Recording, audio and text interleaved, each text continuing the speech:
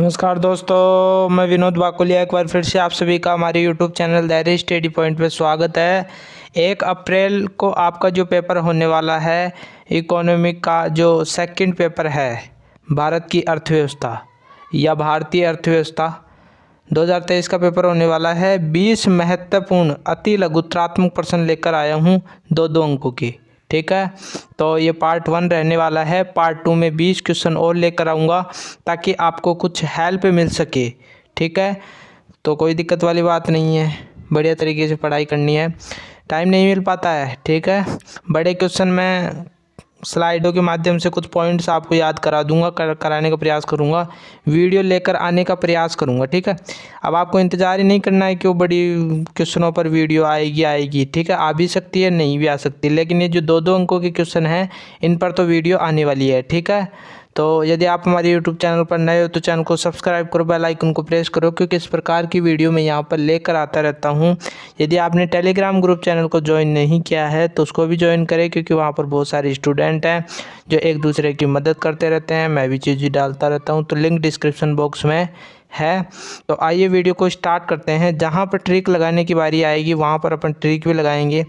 मैंने ट्रिक भी काफ़ी प्रयोग किया है इसमें, ताकि आपको ज़्यादा मेहनत नहीं करनी पड़े। प्रश्न नंबर 1, भारत में पाई जाने वाले प्रमुख खनिज पदार्थ कौन कौन से हैं?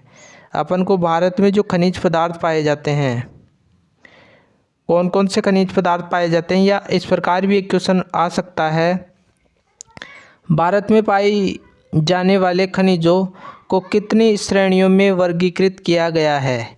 यानी भारत में जितने भी खनिज पाए जाते हैं उनको कितनी श्रेणियों में, यानी कितने भागों में अपन उसको बांट सकते हैं। तो देख लेते हैं, 3 श्रेणियों में बांटा गया है। ठीक है, तो किसी प्रकार से क्वेश्चन आ सकता है, आपको बढ़िया तरीके से करना है। ठीक है, भारत के खनिज पदार्थों को 3 श्रेणियों में बांटा गया है। ठीक है, पहली जो श्रेणी है जिनका निर्यात संभव है। ठीक है, तो सबसे पहले आपको इसको थोड़ा रोक कर समझते हैं अपन, निर्यात और आयात क्या होता है, फिर जब भी समझ पाओगे आप। ठीक है, तो निर्यात का मतलब अपन किसी भी वस्तु को दूसरे देशों में जो भेजते हैं, यानी उसको बेचते हैं, आप वैसे बोल सकते हो, तो उसे निर्यात बोलते हैं। और एक शब्द और चलता है आयात, इसको आप ट्रिक से याद कर लेना, आजा। ठीक है, क्या करोगे, आजा। आजा का मतलब क्या है कि विदेशों से जो माल भारत में आता है उसे आयात बोलते हैं। ठीक है, इसको याद कर लोगे तो निर्यात तो आसानी से याद हो जाएगा। ठीक है, तो यहाँ पर कन्फ्यूजन हो जाता है थोड़ा बहुत। अब यहाँ पर देखो, जिनका निर्यात संभव है, ठीक है, जो माल अपन विदेशों में बेचते हैं, यानी जो खनिज अपन विदेशों में है ना जो बेचते हैं, तो वो कौन कौन से खनिज हैं देखो, उसी के आधार पर बांटा गया। लोहा, अब्रक, मैग्नीज, मैग्नेसाइट, थोरियम। ठीक है, तो ये कुछ खनिज हैं, इनको अपन ट्रिक के आधार पर भी याद करेंगे, ताकि एक दूसरे का है ना जो उसमें नहीं चला जाए, इसका इसमें चला जाए, इसके इसमें चला जाए, तो कन्फ्यूज हो जाता है, कोई दिक्कत वाली बात नहीं है। ठीक है, दूसरा है जिनमें देश आत्मनिर्भर है।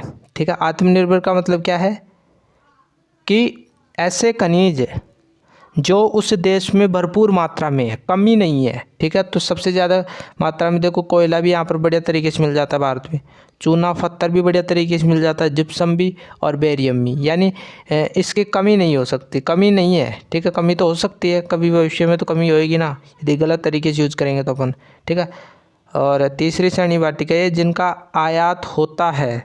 आयात का मतलब हम विदेशों से उसको यहाँ मंगवा रहे हैं, इसका मतलब ये जो आप खनिज देख रहे हो इनकी कमी है भारत में, तभी तो अपन मंगवा रहे हैं ना। ठीक है, तो देख लेते हैं इस श्रेणी के भी।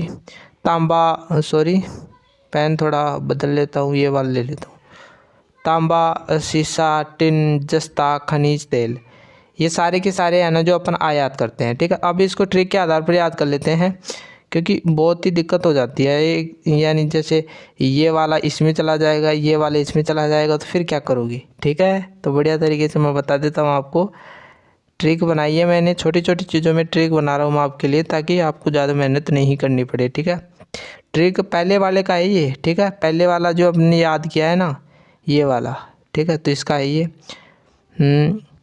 निस्सू मैगी खा लो। निस्सू कोई है, ठीक है, जिसको अपन बोल रहे हैं मैगी टू।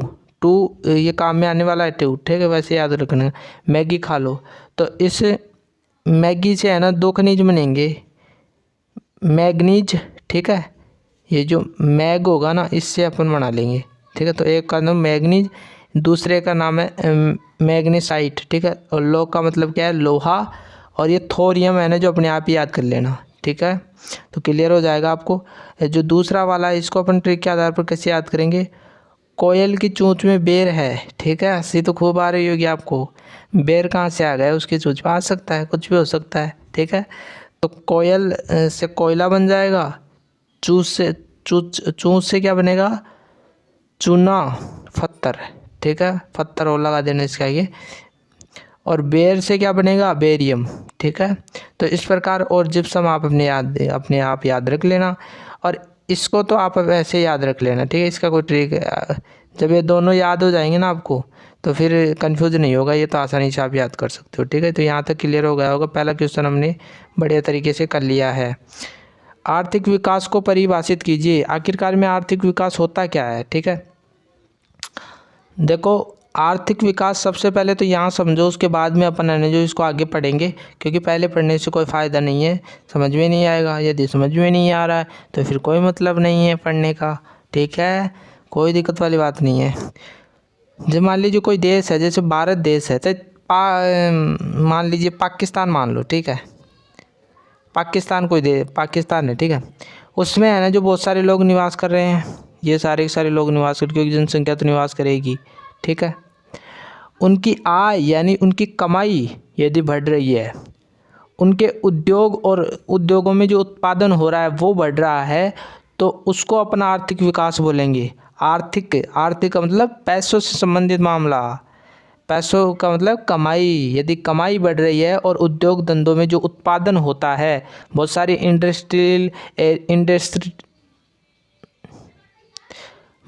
इंडस्ट्रियल एरिया होता है और उद्योग धंधे होते हैं, उसमें बहुत सारा माल पकता है, ठीक है। तो ये उत्पादन यदि बढ़ रहा है, ये सारी की सारी चीज़ें बढ़ रहे हैं, तो उसको अपन क्या बोलेंगे, आर्थिक विकास अपन बोल सकते हैं। ये भारत के भी लागू होता है, किसी भी देश के लिए लागू हो सकता है, ठीक है। तो यहाँ पर देखो, इसको पढ़ लेते हैं। अब तक तो अपने काफ़ी कुछ पढ़ लिया, ये क्लियर हो गया। मान लो एक क्वेश्चन, यदि किसी देश की अर्थव्यवस्था में आय यानी कमाई और उत्पादन में लंबे समय तक दीर्घकालीन वृद्धि हो, यानी दीर्घकालीन का मतलब, एक तो 2 शब्द चलते हैं, एक अल्पकालीन और एक दीर्घकालीन। अल्प का मतलब क्या होता है, थोड़ी समय के लिए, और दीर्घकालीन का मतलब लंबे समय के लिए। किसी देश की जो अर्थव्यवस्था, उसमें कमाई अच्छी हो रही हो और उत्पादन में लंबे समय तक वृद्धि हो रही हो, तो ऐसी स्थिति क्या कहलाएगी, आर्थिक विकास। इससे लोगों के जीवन स्तर में सुधार आए, ठीक है।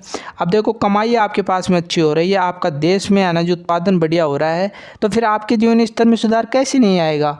यदि आप बढ़िया कमाते हो, आप मान लीजिए आप महीने के आना जो 70-80 हज़ार रुपये कमा रहे हो, या 1 लाख मान लो, तो फिर आपका जीवन स्तर अलग ही देखा जाएगा। आप बढ़िया तरीके से रहोगे, बढ़िया कपड़े पहनोगे, अच्छी मारुति रखोगे, तो वो सारी की सारी चीज़ें हैं। तो सबसे प्रमुख कारण सबसे प्रमुख इसकी विशेषता ये भी हो जाएगी कि जीवन स्तर में सुधार होना चाहिए, ठीक है। तो क्लियर हो रहा है यहाँ तक। अब तीसरा क्वेश्चन की ओर बढ़ते हैं। तीसरा क्वेश्चन, विकसित और अल्प विकसित देशों, सॉरी पेन थोड़ा गलत चल जाता है। 2 तरह के देश होते हैं, विकसित और अल्प विकसित देशों में 2 अंतर बताइए, ठीक है। दो प्रकार के अपन देश देखते हैं, विकसित जैसे संयुक्त राज्य अमेरिका, अल्प विकसित जैसे भारत, ठीक है। तो इनमें अंतर बताना है, तो देखो बढ़िया तरीके से अंतर बता दोगे आप। यदि थ्योरेटिकल चीज़ें रूप में लिखना चाहो तो वैसे लिख देना, यदि इस प्रकार आप बना के आते हो तो आपकी इच्छा पर डिपेंड करता हो किस प्रकार आप लिख पाते हो। देखो, अल्प विकसित तो ये सारा का सारा आ जाएगा, 5 वो बता देंगे, ठीक है।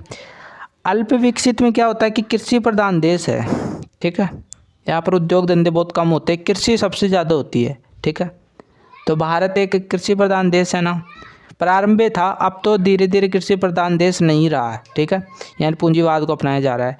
तो कृषि प्रधान देश भारत एक अल्प विकसित देश है, यानी विकसित नहीं हो सका अभी। लेकिन जो विकसित देश है वहाँ पर कृषि प्रधान देश नहीं होते हैं। जो विकसित देश होते हैं, जैसे संयुक्त राज्य अमेरिका है, वहाँ पर है ना, जो वो कृषि प्रधान देश थोड़ी है, नहीं है। वहाँ पर कृषि बहुत कम की जाती है, वो आयात कर लेता है चीज़ों को, क्योंकि उसके पास में पैसे हैं। दूसरा है जनसंख्या की तीव्र वृद्धि। यहाँ पर है ना, आप देखोगे कि अल्प विकसित देश रहेंगे तो वहाँ पर शिक्षा का अभाव होगा और जनसंख्या बढ़ेगी, क्योंकि एक पति और पत्नी जो अशिक्षित होते हैं ना, हमारे समाज में कई घर हैं, यहाँ पर ग्रामीण क्षेत्र में रहता हूँ मैं यहाँ पर, तो कई क्या है ना, जो सात छः बच्चे हैं और वो अशिक्षित हैं, उनको पता नहीं कि उनका लालन पालन किस प्रकार किया जाएगा। तो जनसंख्या बढ़ रही है ना, लेकिन जनसंख्या की तीव्र वृद्धि नहीं होगी। कहाँ पर? विकसित देशों में। विकसित देशों में क्यों नहीं होगी? क्योंकि वहाँ के लोग शिक्षित हैं। जो शिक्षित होगा वो उसके है ना, जो एक बच्चा या दो बच्चा ही होंगे, ठीक है। क्यों होंगे? क्योंकि उसको पता है कि भाई आगे आने वाले समय में अपन है ना, जो कैसे इनका लालन पालन करेंगे, कैसे शिक्षा अपन देंगे, ठीक है। प्रति व्यक्ति आय निम्न स्तर, यानी कमाई है ना जो बहुत ही कम है। प्रति व्यक्ति आय का मतलब, रुकिए एक मिनट, शब्दों से घबराए मत करो। प्रति व्यक्ति आय, प्रति का मतलब प्रत्येक, व्यक्ति यानी आय का मतलब कमाई, यानी हर व्यक्ति की कमाई है ना जो निम्न स्तर की है, कमाई कम हो रही है। आप देख लो अपने घर में कितने लोग कमा रहे हैं। कई घरों में तो ऐसा होता है कि मुखिया ही कमाता है और बाकी सारे बैठे हैं, युवा अवस्था में है वो। तो यदि एक कमा रहा है तो फिर वो कैसे फिर वो देश विकसित हो सकता है, ठीक है। प्रति व्यक्ति आय उच्च स्तर, यहाँ पर क्या होता है कि प्रति व्यक्ति आय, प्रत्येक व्यक्ति की जो आय होती है वो उच्च स्तर की होती है, ठीक है, ज़्यादा होती है कमाई यहाँ पर। प्रत्येक व्यक्ति यानी जो कोई ना कोई काम कर रहा है, ठीक है, इसी कारण, क्योंकि वहाँ पर बेरोजगार नहीं है, उनको काम अच्छी तरीके से मिल रहा है। तकनीकी से पिछड़ा हुआ, ये जो देश होते हैं अल्प विकसित, वो तकनीकी से पिछड़े हुए होते हैं, टेक्नोलॉजी बहुत कम होती है। तकनीकी में उन्नत, ये विकसित देश जो होते हैं वो तकनीकी में उन्नत होते हैं, ठीक है। तो उदाहरण देख लो, भारत और पाकिस्तान अल्प विकसित देशों में आता है और संयुक्त राज्य अमेरिका विकसित देशों की श्रेणी में आता है। तो यहाँ तक आपको क्लियर हो गया होगा। चौथा क्वेश्चन चलता हूँ। आसपास कुछ भी आवाज़ें आ रही हैं तो उनको इग्नोर कीजिए, ठीक है, क्लास में ध्यान दीजिए। प्रश्न 4, भारत में योजना आयोग ने गरीबी रेखा का क्या माप बताया है, ठीक है। योजना आयोग जो है, जो योजनाएं बनाता है, ठीक है, उसने गरीबी का क्या माप बताया, यानी हम कैसे माने कि कोई परिवार गरीब है, कैसे माने, कोई माप तो होना चाहिए ना, ठीक है। तो यहाँ पर देख लेते हैं, या इस प्रकार भी क्वेश्चन आ सकता है कि गरीबी रेखा से आप क्या समझते हैं, ठीक है। तो किसी भी प्रकार से आ सकता है ये, ठीक है। यदि गरीबी पूछ ले, या निर्धनता क्वेश्चन आ जाए कि निर्धनता, सिर्फ शब्द दे दे आपको निर्धनता, फिर भी आपको क्या लिखना है? यही लिखना है, ठीक है। इस पेन से यहाँ तक कुछ लिखा सही नहीं जाता है, गिलमिल हो जाता है, ठीक है। तो निर्धनता, तो यहाँ पर देखो योजना आयोग ने क्या बताया, क्या मापदंड बताया, देखो यहाँ पर क्लियर कर लेते हैं। यहाँ पर देखो पहले है ना, जो इसको क्लियर कर लेते हैं। देश में है ना 2 प्रकार के क्षेत्र होते हैं, एक ग्रामीण क्षेत्र होता है, ठीक है, और एक क्षेत्र होता है शहरी। ग्रामीण क्षेत्र में कोई एक व्यक्ति है जो प्रतिदिन यानी रोजाना है ना, जो 2400 कैलोरी भोजन, 2400 कैलोरी भोजन है ना, जो उससे भी कम, यानी 2400 कैलोरी भोजन से कम उपभोग करता है, खाता है, यानी 2400 कैलोरी भी उसको है ना जो मिल नहीं रही है, ठीक है। और यहाँ पर जो शहरी क्षेत्र का कोई व्यक्ति है, मान लीजिए, वो प्रतिदिन यानी रोजाना 2100 कैलोरी भोजन ही नहीं ले पा रहा है, या इससे कम ले पा रहा है। तो यदि इससे कम ले पा रहा है ना, तो वो क्या वो है ना जो किस श्रेणी में आएगा? गरीबी रेखा की श्रेणी में आएगा, ठीक है। और यदि इनसे अधिक मिल रहा है तो फिर वो गरीबी रेखा की श्रेणी में नहीं आएगा, ऐसा माप बताया है। अब इसको पढ़ लेते हैं थ्योरी के रूप में।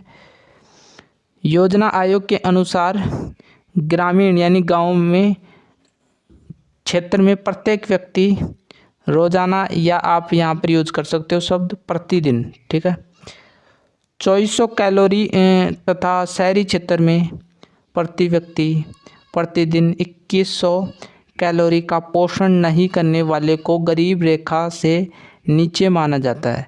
यदि ये चीज़ नहीं हो रही, इससे भी कम ले रहा है कोई व्यक्ति, तो उसको क्या माना जाता है? गरीब माना जाता है। ठीक है, अधिकतर जो फुटपाथ पर रहते हैं उनको है ना, जो ये इससे भी नीचे में, यानी इससे नीचे होते हैं, तो उस गरीब रेखा के अंतर्गत आता है। जैसे हमारे पास में मकान उकान सब है, तो ये अपन गरीब रेखा के अंदर नहीं आते हैं, क्योंकि अपन को तो पूरा भोजन मिल रहा है ना भरपेट, तो अपन है ना जो फिर गरीब रेखा के सारे नहीं आ सकते, गरीब हो ही नहीं सकता। अपन बार बार बोलते हैं मैं तो गरीब हूँ, मैं तो, ऐसा मत बोला करो, अपन गरीब नहीं है। ठीक है, सब कुछ हमारे पास में।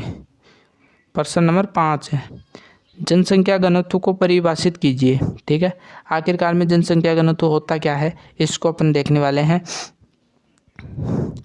किसी भौगोलिक क्षेत्र में, कहने का मतलब है कि मान लीजिए ये आपका गांव है। ठीक है, पहले इसको समझ लेते हैं। ये आपका गांव है, इसमें आप और आपके परिवार और बहुत सारे परिवार रह रहे हैं। ठीक है, तो ये एक भौगोलिक क्षेत्र है ना, या फिर आप एक स्थान भी बोल सकते हो। तो किसी भौगोलिक क्षेत्र में लोगों की संख्या क्या कहलाती है? जनसंख्या घनत्व। तो यहाँ पर आपको बढ़िया तरीके से समझ में आ गया होगा। ठीक है, तो ये बनाकर नहीं आना है, यदि आप बनाकर आओ तो कोई बात नहीं, बना के आ जाना, लेकिन मत बना के आना। किसी भौगोलिक क्षेत्र में रहने वाले लोगों की संख्या को ही जनसंख्या घनत्व कहते हैं। ठीक है, तो यहाँ तक आपको क्लियर हो गया होगा। ठीक है, ये देखो वेरी इंपॉर्टेंट क्वेश्चन आया हुआ भी है ये क्वेश्चन। खुद कास्ट की कोई 2 शर्तें लिखिए। सबसे पहले तो खुद कास्ट का मतलब समझो, उसके बाद में अपने इसकी 2 शर्तें भी जान लेंगे, कोई परेशानी वाली बात नहीं है। तो खुद प्लस कास्ट। ठीक है, खुद का मतलब क्या होता है? स्वयं, स्वयं। ठीक है, खुद। और कास्ट का मतलब क्या होता है? खेती, यानी स्वयं की खेती। जब कोई व्यक्ति, उसकी खुद की ज़मीन है और उस पर खेती कर रहा है, या अपने नौकरों के द्वारा करवा रहा है, या फिर है ना जो अन्य व्यक्तियों के द्वारा करवा रहा है, तो उस खेती को अपन क्या बोलते हैं? खुद कास्ट खेती। आप ग्रामीण क्षेत्र में, आप ग्रामीण परिवारों से होंगे। अपन क्या करते हैं कि अपन के पास में भूमि होती है, तो यदि हमारे से नहीं हो पा रही ये खेती, तो अपन है ना जो किसी और को दे देते हैं कि भाई तू कर ले, और अनाज की इतनी बोरी हो जाएंगी, इसमें से है ना जो इतनी तू रख लेना और इतनी हमें जो हम रख लेंगे, और पानी और ज़मीन है जो अपन उपलब्ध करा रहे हैं, तो उस खेती को भी क्या बोलते हैं? खुद कास्ट खेती। ठीक है, तो यहाँ तक आपको क्लियर हो गया होगा। अब तो अब आसानी होगी आपको पढ़ने में।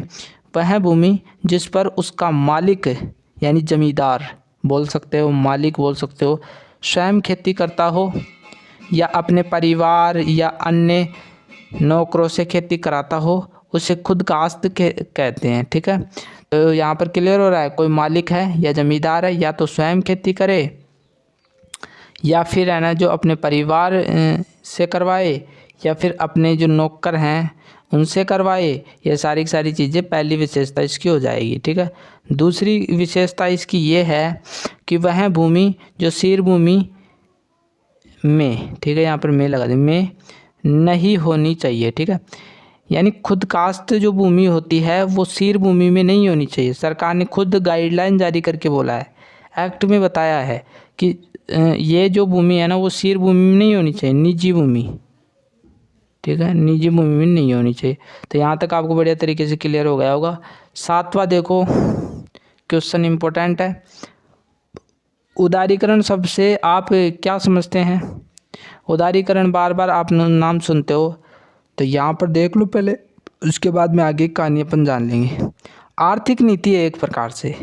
आर्थिक का मतलब मैंने बताया है कि पैसे। ठीक है, अर्थ, अर्थ का मतलब पैसे, यानी पैसे कमाने के लिए जो नीतियाँ होती हैं। ठीक है, और इसमें क्या होता है? आर्थिक नीति एक प्रकार से आर्थिक नीति, और इसमें विशेष फोकस किस पर किया जाता है?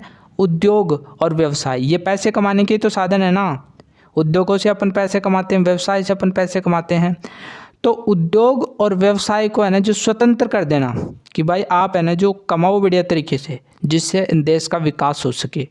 तो ये आर्थिक नीति, इसके ऊपर डिस्कस करेंगे कि वाकई में ये आर्थिक नीति सही है या गलत है? क्योंकि प्रधानमंत्री नरेंद्र मोदी जी बार बार है ना जो अडानी अंबानी को क्या क्या सौंप रहे हैं, और यहाँ पर जो सरकारी नौकरियां हैं वो कम होती जा रही हैं, तो इनको बढ़ावा क्यों दिया जा रहा है, इस पर थोड़ा डिटेल से बात कर लेंगे, कोई दिक्कत नहीं है। अभी इसको है ना जो इसकी थ्योरी पढ़ लेते हैं, उसके बाद में थोड़ा सा मैं बता दूंगा कि आखिरकार में सही है या गलत है ये चीज़ें, ठीक है। उदारीकरण एक नई आर्थिक नीति है, ठीक है, और ये आर्थिक नीति आपको प्रधानमंत्री नरेंद्र मोदी के आने के बाद में सुनाई दी होगी। ज़रा आप कान खोलकर सुने होंगे, तो ये नीति है ना जो उसके बाद में सुनाई दी होगी, ठीक है। तो एक आर्थिक नीति है, पहले डिस्कस कर लिया, जिसके द्वारा देश में ऐसी आर्थिक वातावरण स्थापित करने का प्रयास किया जाता है, यानी ऐसा आर्थिक क्षेत्र में ऐसा वातावरण बनाया जाने का प्रयास किया जाता है जिससे देश के व्यवसाय और उद्योग स्वतंत्र रूप से विकसित हो सके, यानी उनको स्वतंत्रता दी जाए। जो व्यवसाय कर रहा है, जो उद्योगपति है, जैसे अडानी अंबानी, उसका खुद का व्यवसाय है, यदि आपने कोई व्यवसाय खोल रखा है तो उन सबको स्वतंत्रता दी जानी चाहिए, क्योंकि एक उद्योग बहुत सारे लोगों को रोजगार देता है, ठीक है। तो उनको विकसित करने का प्रयास इस आर्थिक नीति में किया जाता है, यानी उदारीकरण में किया जाता है, इसे ही उदारीकरण कहते हैं। अब देखो ये नीति सही है या गलत है? देखो मेरे हिसाब से तो ये नीति सही है। क्यों? क्योंकि सरकार, आपको पता है कि सरकार कब तक आपको नौकरी देती रहेगी। पहली बात, जनसंख्या बढ़ रही है बुरी तरीके से, अब सबको नौकरी नहीं दे सकती। अब बहुत सारे स्टूडेंट तो पढ़ाई में ध्यान ही नहीं देते और फर्स्ट डिग्रियाँ लेने में है ना, जो फर्स्ट डिग्रियाँ पास हो जाते हैं, कुछ करते नहीं, अपने जो शरीर है ना उसको काम में नहीं ले पा रहे। कॉलेजों में जा रहे हैं, कॉलेजों की एग्ज़ाम दे रहे हैं, कॉलेजों की एग्ज़ाम दे रहे हैं, ठीक है। तो बहुत सारे स्टूडेंट है, तो यदि मान लीजिए वो कोई अपना व्यवसाय खोले, यदि उनके पास में पैसे हैं और वो अपना व्यवसाय खोले, तो मान लीजिए वो सफल हो जाए और उसका व्यवसाय अच्छा चल जाए, तो आप सोच सकते हो कितनों को रोज़गार देगा। स्क्रीन पर आपको दिख रहा है, ये हमारा कारपेट है, जिसे गलीचा बोलते हैं, हमारे ये चलता है। तो यहाँ पर आपको पता है हम 5 महिलाओं को रोज़गार दे पा रहे हैं। जो घरेलू महिलाएं होती हैं वो यहाँ पर काम करके बढ़िया तरीके से चली जाती हैं, और जो घर का खर्चा होता है वो आसानी से निकाल लिया जाता है। कारपेट जो विदेशों में जाता है, तो ये विदेशों में जो ठंडे इलाके होते हैं ना, वहाँ पर बिछाने का कार्य, तो हम रोज़गार दे पा रहे हैं या नहीं दे पा रहे।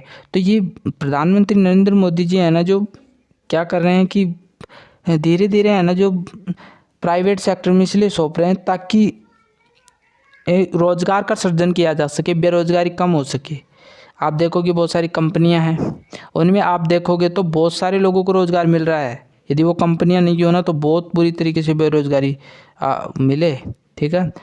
तो यहाँ पर बस ये चीज़ें हैं, तो इस चीज़ के कुछ गलत इफ़ेक्ट भी हैं, सही भी हैं, ठीक है। जो गरीब परिवार हैं वो व्यवसाय थोड़ी कर सकते हैं, उनके लिए तो नौकरी अवश्य है, ठीक है। तो यहाँ पर देखो प्रश्न नंबर 8, न्यूनतम समर्थन मूल्य से क्या आशय है, ठीक है।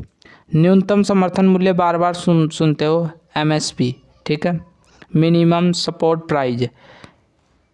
तो यहाँ पर अलग से तो कुछ नहीं यही लिखा है मैंने, है ना। न्यूनतम समर्थन मूल्य MSP, मिनिमम सपोर्ट प्राइस का अर्थ सरकार की उस नीति से है जिसमें वह निर्धारित मूल्य पर कृषि उत्पादन खरीदने का वादा करती है।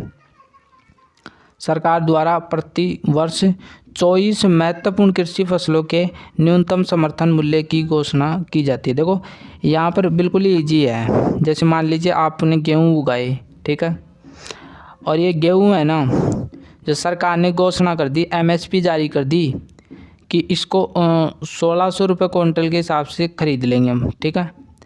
मान लीजिए ये जो आपने 1600 रुपये तो सरकार ने घोषित कर दिया, लेकिन बहुत सारे लोगों ने ना जो गेहूं का उत्पादन कर दिया, जिससे उसकी मार्केट गिर गई। अब मार्केट गिरेगी तो इससे भी कम मूल्य चला गया, लेकिन सरकार को 1600 रुपये के हिसाब से तो देना ही पड़ेगा। यदि यानी सरकार को ये 1600 रुपये क्विंटल के हिसाब से तो देना ही पड़ेगा, चाहे उसके सरकार को घाटा लगे या फिर नहीं लगे। तो पहले निर्धारित कर देती है सरकार की इस फसल का आपको इतने क्विंटल, यानी इस फसल का 1 क्विंटल का इतना रुपये दिया जाएगा, ठीक है। यदि हमारे पास में घाटा हो चाहे नहीं हो, चाहे उसके भाव कितने भी निकले, ठीक है। तो यही इसको क्या बोलेंगे अपन, न्यूनतम समर्थन मूल्य, ठीक है। तो सरकार है जो प्रतिवर्ष कितनी फसलों पर एमएसपी जारी करती है? 24 फसलों पर। आप 24 फसलें कोई सी भी हो सकती हैं उसमें, ठीक है।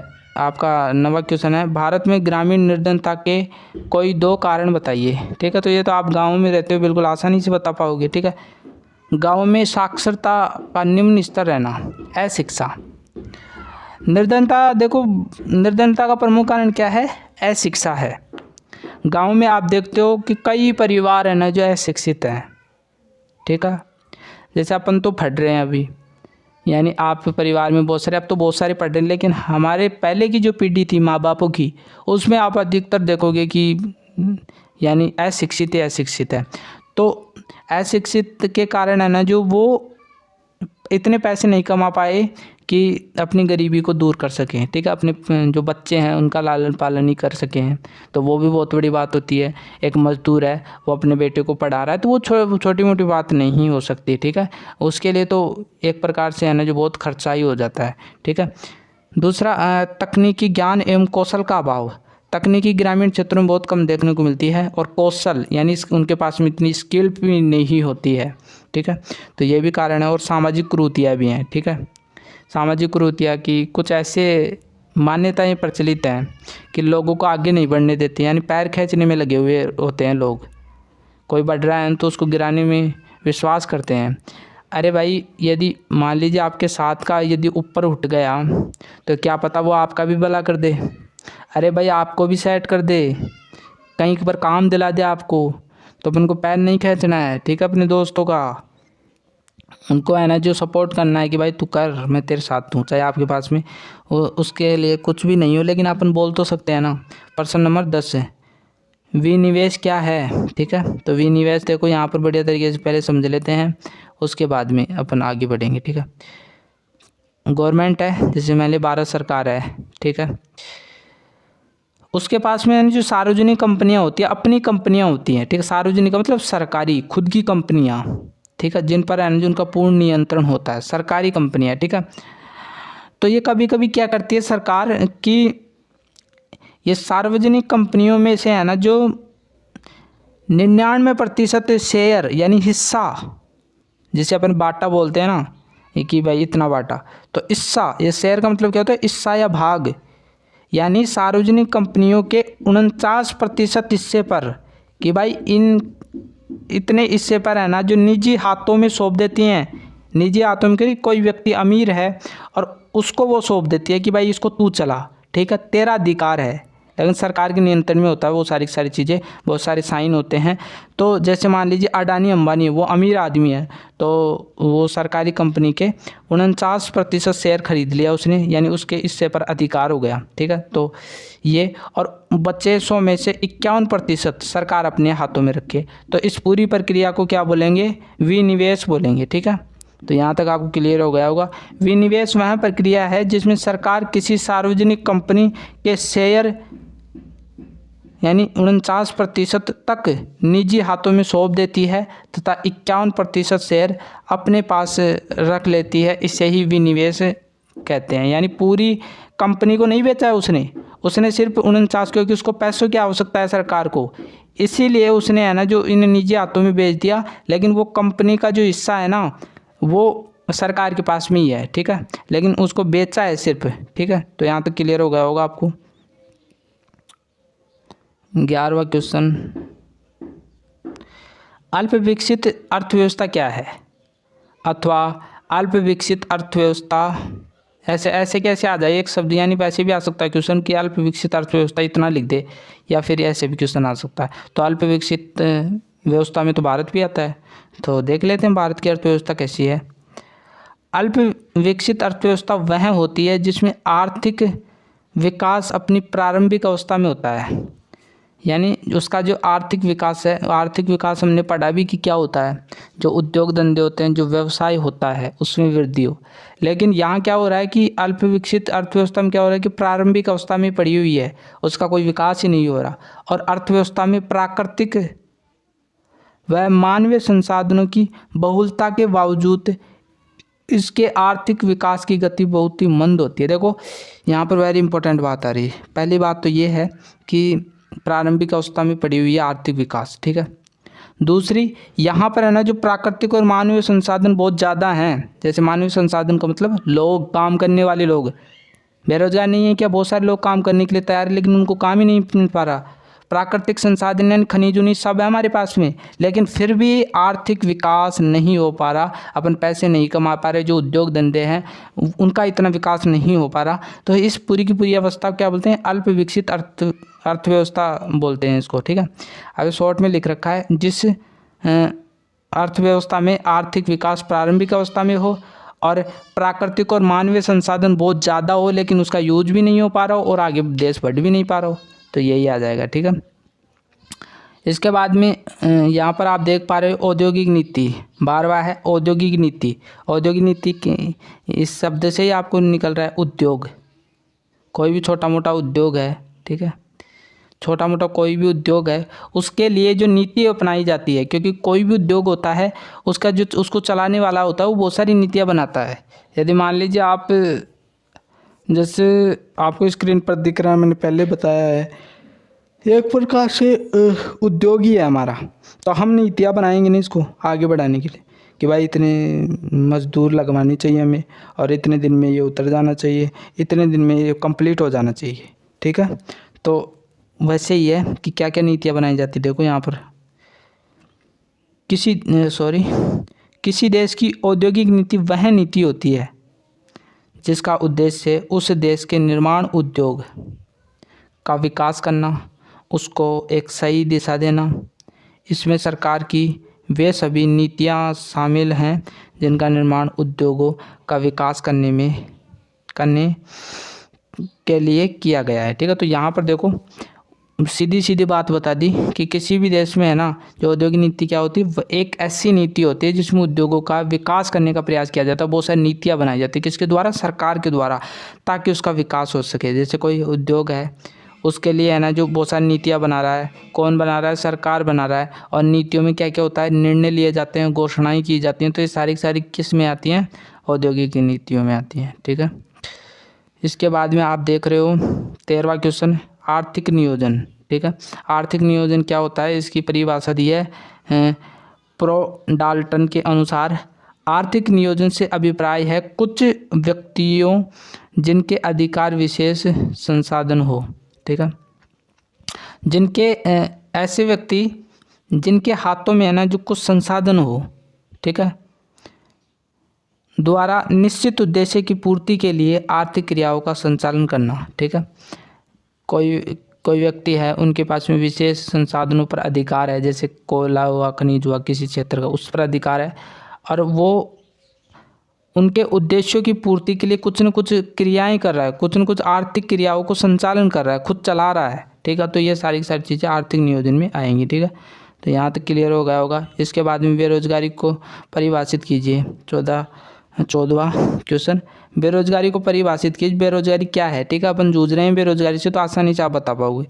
उस समय प्रचलित मजदूरी दर पर काम करने के इच्छुक का मतलब क्या होता है, उनकी इच्छा है, उनकी जिज्ञासा है कि हम काम करें, एवं सक्षम व्यक्तियों को जब कोई कार्य नहीं मिलता है तो ऐसे लोगों को बेरोजगार कहते हैं। देखो, कोई व्यक्ति है, कोई मजदूर है, काम करना चाहता है, काम करने के इच्छुक है और वो सक्षम भी, ऐसी बात नहीं है कि वो काम नहीं कर सकता, लेकिन फिर भी है ना जो उसको कार्य नहीं मिले, तो ऐसे लोगों को क्या बोलेंगे, बेरोजगार बोलेंगे। आप देखते नहीं, अट्ठे कट्टे होते हैं और घर बैठे रहते हैं, काम करने की इच्छुक भी हैं लेकिन उनको काम नहीं मिल पाता। क्यों नहीं मिल पाता, क्योंकि बेरोजगारी, उससे ही अपन उसको ही बेरोजगारी बोलेंगे, ठीक है। अब इसके बाद में 15वां क्वेश्चन है, निरपेक्ष गरीबी से क्या अभिप्राय है। गरीबी का प्रकार है, एक प्रकार का ये निरपेक्ष गरीबी, तो ये अल्प विकसित देशों में ज़्यादा प्रचलित होता है, ठीक है। विकासशील देशों में सापेक्ष गरीबी पाई जाती है, ठीक है। निरपेक्ष गरीबी से तात्पर्य लोगों की आधारभूत आवश्यकताओं की पर्याप्त मात्रा में पूर्ति न होने से है, ठीक है।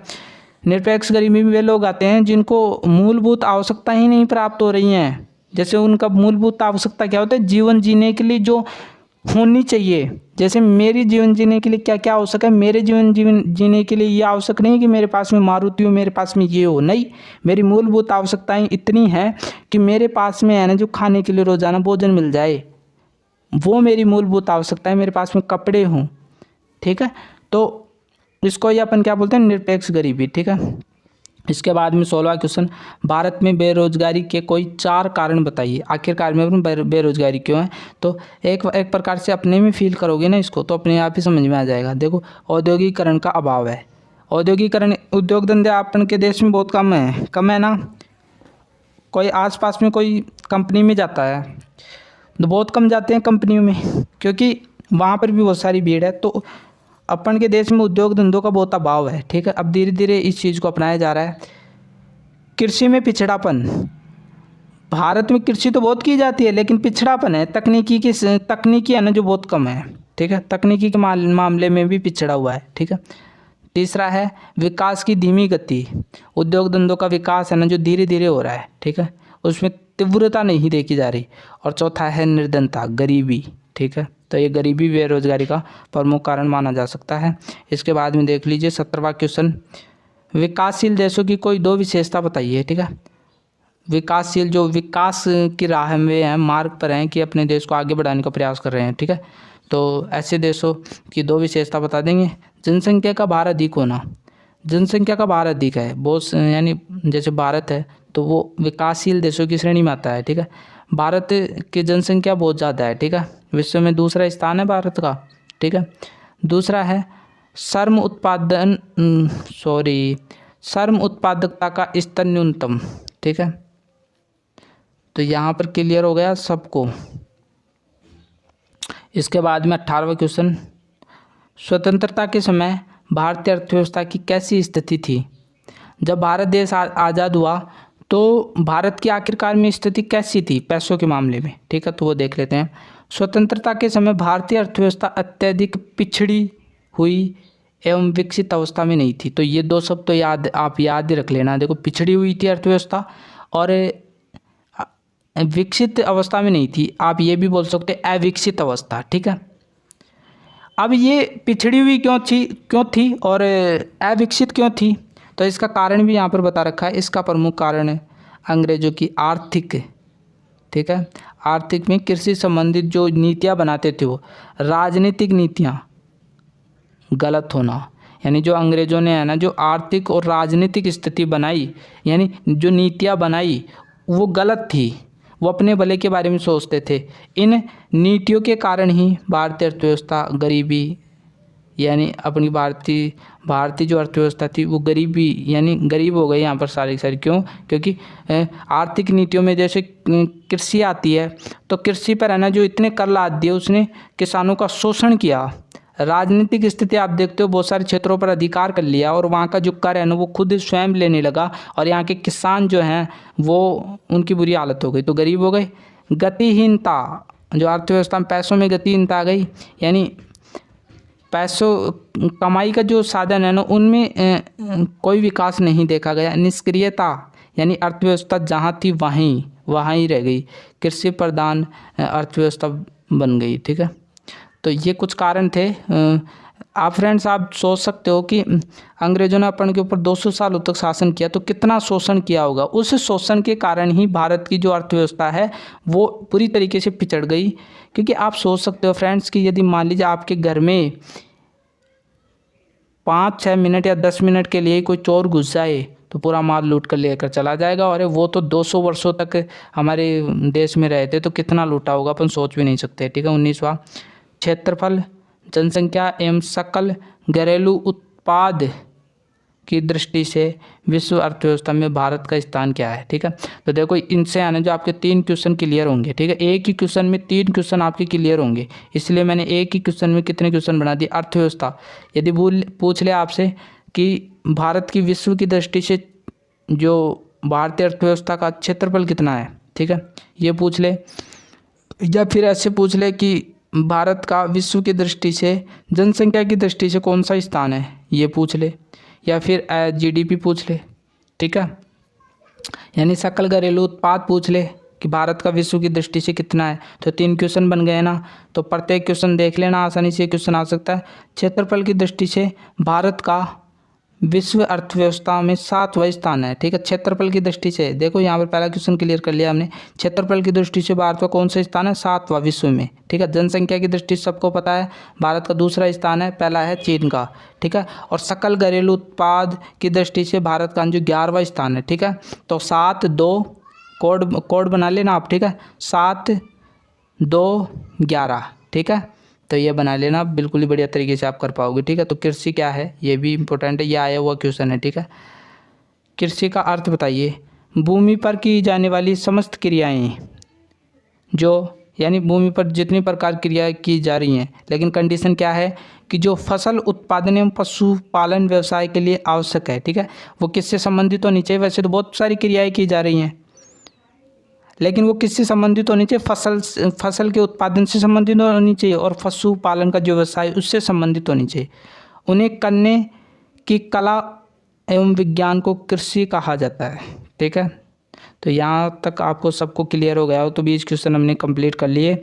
यदि आपको वीडियो में यदि कम समझ में आया तो मेरे हिसाब से तो आपको बढ़िया तरीके से समझ में आ गया होगा। यदि कम समझ में आया तो इसको वापस रिपीट करके देख लेना, ठीक है। मिलते हैं नई वीडियो के साथ। इस प्रकार के मैं 20-20 अंकों के क्वेश्चन और लेकर आऊँगा, यदि आप कमेंट करके बोलोगे तो, ठीक है। जब भी मेरे को पता चलेगा तो मिलते हैं नई वीडियो के साथ, तब तक के लिए थैंक यू।